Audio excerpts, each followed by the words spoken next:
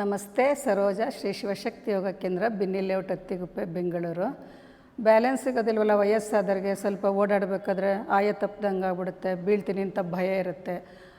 ಕೆಲವ್ರಿಗೆ ಒಂದು ಮಿಡ್ಲೇಜ್ ಆದಮೇಲೆ, ಮಧ್ಯ ವಯಸ್ಸಾದಮೇಲೆ ಇದೆಲ್ಲ ಸಮಸ್ಯೆಗಳು ಎಲ್ರಿಗೂ ಸಾಮಾನ್ಯ. ಇದು ನಮಗೆ ಆ ಥರ ಆಯಿತು ಅಂತ ನೀವು ಅದನ್ನೇ ಮನಸ್ಸಿನಲ್ಲಿ ಇಟ್ಕೊಂಡು ಕೊರಗೋದು ಬೇಡ. ವಯಸ್ಸಾದರೂ ಈ ಥರ ನೋಡಿ, ಗೋಡೆ ಸಪೋರ್ಟ್ ತೊಗೊಳ್ಳಿ.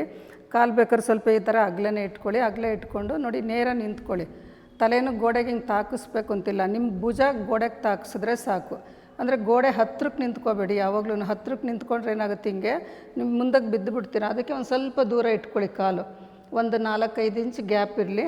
ಬಟಕ್ಸು ಮತ್ತು ಪೃಷ್ಠದ ಭಾಗ ಭುಜ ಗೋಡೆಗೀತ ಈ ಥರ ನಿಂತ್ಕೊಂಡು ಚೆನ್ನಾಗಿ ಆಳವಾಗಿ ಉಸಿರು ತೊಗೊಳ್ಳಿ. ಪ್ರಾಣಾಯಾಮ ಮಾಡ್ದಂಗೂ ಆಗುತ್ತೆ ನಿಮಗೆ, ಮತ್ತು ಬ್ಯಾಲೆನ್ಸು ಸಿಗುತ್ತೆ. ಕಾಲುಗಳನ್ನು ನೇರ ಮಾಡೋದಕ್ಕೆ ಪ್ರಯತ್ನ ಮಾಡಿ. ಬಿಗಿನಿಂಗಲ್ಲಿ ಸ್ವಲ್ಪ ಕಷ್ಟ ಆಗುತ್ತೆ ಅಭ್ಯಾಸ ಇಲ್ದವ್ರಿಗೆ. ಅಂದರೆ ಮಂಡಿ ಚಿಪ್ಪು ಎಳಿಬೇಕು, ತೊಡೆ ಭಾಗ ಟೈಟ್ ಮಾಡಬೇಕು, ಬಟಕ್ಸ್ ಟೈಟ್ ಇದೆಲ್ಲ ಇರುತ್ತೆ. ಇದೇನು ಮಾಡೋದು ಬೇಡ.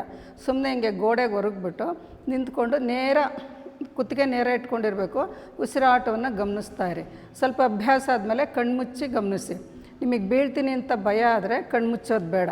ಅಭ್ಯಾಸ ಇಲ್ದವ್ರಿಗೆ ಕಣ್ಮುಚ್ಚಿದ ತಕ್ಷಣ ಹಿಂಗೆ ತಲೆ ಸುತ್ತು ಬರುತ್ತೆ, ಬಿ ಪಿ ಇರೋರಿಗೆಲ್ಲ. ಈ ಥರ ಹಿಂಗೆ ನಿಂತ್ಕೊಂಡು ಚೆನ್ನಾಗಿ ಉಸಿರಾಟವನ್ನು ಗಮನಿಸ್ತಾ ಇದ್ದಾಗ ಏನಾಗುತ್ತೆ, ನಿಮಗೆ ಮೈಂಡು ರಿಲ್ಯಾಕ್ಸ್ ಆಗುತ್ತೆ, ಕಾಲುಗಳು ಸ್ಟ್ರೆಚ್ ಆಗ್ತಾ ಇರುತ್ತೆ. ಗೂನ್ ಬೆನ್ನಿರುತ್ತಲ್ಲ, ಹಿಂಗೆ ಬಗ್ತಾ ಇರ್ತಿರಲ್ಲ ವಯಸ್ಸಾಗ್ತಾ ಇದು ಹೊರಕ್ಕೊಂಡು ನಿಂತಿರ್ತಿರಲ್ಲ, ಆವಾಗ ಬೆನ್ನಿನ ಭಾಗನೂ ಪೋಶ್ಚರು ಕರೆಕ್ಟಾಗಿ ಬರುತ್ತೆ. ಶೋಲ್ಡ್ರ್ ಒಂದು ಲೈನಲ್ಲಿರುತ್ತೆ, ಬೆನ್ನೋವು ಕಡಿಮೆ ಆಗುತ್ತೆ, ಭುಜದ ನೋವು ಇದೆಲ್ಲ ಸೆಳೆತಾ ಇರುತ್ತಲ್ಲ ಕೆಲವ್ರಿಗೆ, ಅದೆಲ್ಲ ಕಡಿಮೆ ಆಗುತ್ತೆ. ಎಷ್ಟೊಂದು ಬೆನಿಫಿಟ್ಸ್ ಇರುತ್ತೆ. ಸಣ್ಣ ಸಣ್ಣದು ಅಂತ ನೀವು ಉದಾಸೀನ ಮಾಡಬೇಡಿ. ಈ ಥರ ಮಾಡಿ ನೋಡಿ.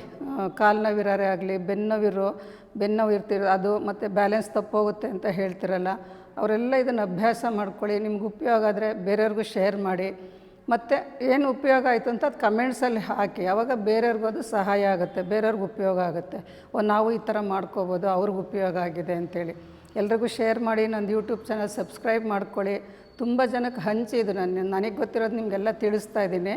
ಸಣ್ಣ ಸಣ್ಣ ವಿಷಯಗಳು, ಆದರೆ ಲಾಭ ಜಾಸ್ತಿ ಇರುತ್ತೆ. ಎಲ್ರಿಗೂ ಉಪಯೋಗ ಪಡ್ಕೊಳ್ಳಿ. ಆರೋಗ್ಯವಾಗಿರಿ, ಖುಷಿಯಾಗಿರಿ. ನಮಸ್ತೆ.